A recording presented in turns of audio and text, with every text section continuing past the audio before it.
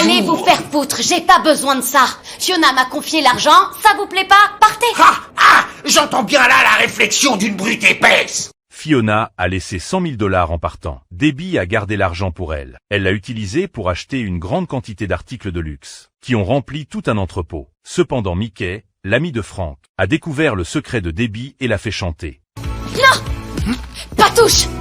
Tu reverras ça quand Frank sera devenu le chef de la maison et qu'il aura le portefeuille de la famille. Qu'est-ce qui m'empêche de t'éclater la tête? Qu'est-ce qui m'empêche de bouffer ton ticket de caisse?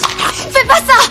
Je t'ai dit ce que je voulais. Alors le lendemain matin, Debbie a réveillé toute la famille et a donné à chacun une carte bancaire, en disant qu'elle avait déposé 6 cents $ sur chacune. Si ça te démange de prendre les rênes de la maison, fais-toi plaisir. C'est un job de merde. Frank n'y a pas prêté attention. La première chose qu'il voulait faire avec cet argent était d'aller faire du shopping. Mais au moment de payer, Frank est resté figé sur place. La raison est que les cartes bancaires que Debbie leur avait données étaient toutes liées à leur véritable identité. Donc au moment où l'argent a été déposé, le fisc l'a immédiatement gelé. Pas seulement celle de Frank. Le salaire de Lip et d'autres choses ont aussi été gelés. Du tati Debbie, parce que figure-toi que la moitié de mon salaire a été directement saisi à la source. Je suis super content, ça tombe hyper bien, en plus Tammy est encore à l'hôpital. Donc voilà, j'ai légèrement envie de te foutre une grande claque dans la gueule, rappelle-moi. Mickey a emmené Frank à l'entrepôt secret de Debbie, en voyant l'endroit rempli d'articles de luxe. Oh non mais quelle idée de génie!